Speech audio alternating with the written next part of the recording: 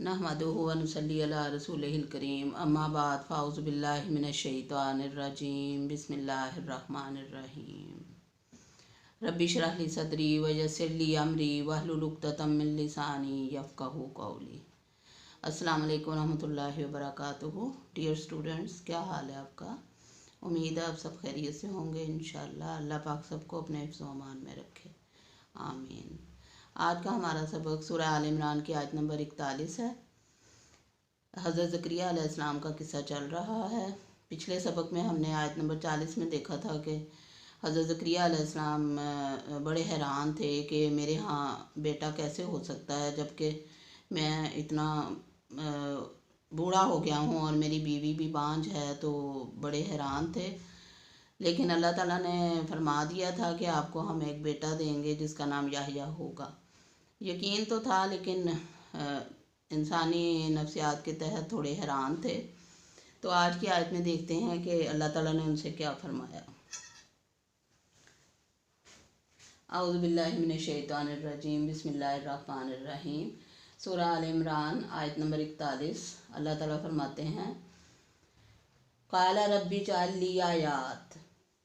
काला फरमाया, रब्बी ए मेरे रब, इजअल बना, ली मेरे लिए, आयातन निशानी। काला रब्बी इजअल ली आयातन। हज़रत ज़करिया अलैहिस्सलाम ने फरमाया कि ए मेरे रब, मेरे लिए कोई निशानी मुकर्रर फरमा दे, कोई निशानी बना दे, कोई ऐसी अलामत हो जिससे मुझे पता चले कि वाकई मेरे यहाँ बेटा होगा।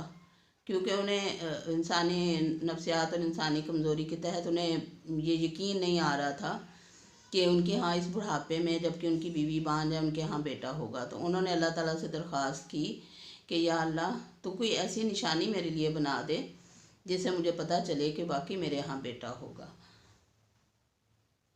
काला, तो अल्लाह ताला ने फरमाया, आयातु का तेरी निशानी, आयात निशानी का तेरी, अन ला, ये अन और ला दो लफ्ज़ों का मजमुआ है, अन और ला। अन ला के नहीं, अन के ला नहीं, अन ला के नहीं, तो कल्लिमा तू कलाम कर सकेगा।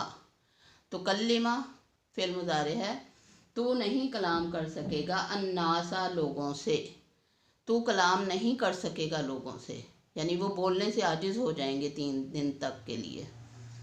सलासता अय्याम, सलासा 3, अय्याम दिन, यौमुन की जमा है अय्याम। सलासता अय्यामिन 3 दिन तक, इल्ला मगर, रमज़न इशारा। अल्लाह काला फरमाया, आयातु का अन ला तुकल्लिमन नासा सलासता अय्यामिन इल्ला रमज़ा। तो अल्लाह ताला ने फरमाया कि आप कलाम नहीं कर सकेंगे, लोगों से बातचीत नहीं कर सकेंगे 3 दिन तक सिवाय इशारे के। मतलब उनकी ज़ुबान तो नहीं चल रही होगी, तो वो इशारे से लोगों से बात करेंगे गूंगों की तरह। तो तौरात में भी इसकी तो तफसीर आती है, तौसीक आती है कि हज़रत ज़करिया अलैहिस्सलाम 3 दिन तक लोगों से बातचीत नहीं कर सके थे। अल्लाह ताला ने उनकी कुव्वत गोयाई सल्ब कर ली थी 3 दिन तक के लिए, और ये निशानी थी, ये कोई सज़ा या कोई नाउज़ुबिल्लाह ऐसी बात नहीं थी। ये एक निशानी थी उनके लिए कि उनके यहाँ बेटा होगा, क्योंकि उन्होंने निशानी मांगी थी अल्लाह ताला से, और अल्लाह ताला ने उनकी दुआ कबूल की थी और उनको ये निशानी मरहमत फरमाई थी कि आप 3 दिन तक लोगों से बात नहीं कर सकेंगे मगर इशारे से। तो 3 दिन तक उन्होंने गूंगों की तरह गुजारे और लोगों से इशारे में बात की। फिर अल्लाह ताला ने फरमाया, वज़कुर, और याद करो, फेल अमर का सीगा है, वज़कुर, और याद करो, रब्बा का, अपने रब को, रब्बा रब का तेरा, कसीरन बहुत ज़्यादा, वाह और सब्बी तस्बीह बयान कर, बिल अशी की शाम के वक्त, वल इब्कार, और सुबह के वक्त। सदक़ल्लाहुल अज़ीम। तो अल्लाह ताला ने फरमाया इन 3 दिनों में क्या करना है। 3 दिनों में जबकि वो बात नहीं कर सकेंगे, बोल नहीं सकेंगे, इशारों में बातें करेंगे, तो उन 3 दिनों में जो काम करने का था वो क्या था कि अल्लाह ताला उनको इतनी बड़ी नेमत से नवाज रहे हैं, तो उन्होंने क्या करना था उन 3 दिनों में। उस नेमत के शुक्राने के तौर पर अल्लाह ताला ने फरमाया, वज़कुर रब्बा का कसीरन वसब्बी बिल अशीजी वल अबकार, और अपने रब को कसरत से याद कर और तस्बीह बयान कर सुबह और शाम के औकात में।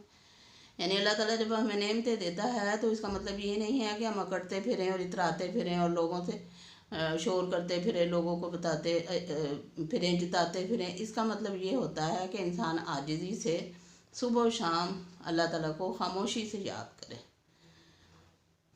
ऐसे कि सिर्फ अल्लाह को पता हो कि हम उसको याद कर रहे हैं।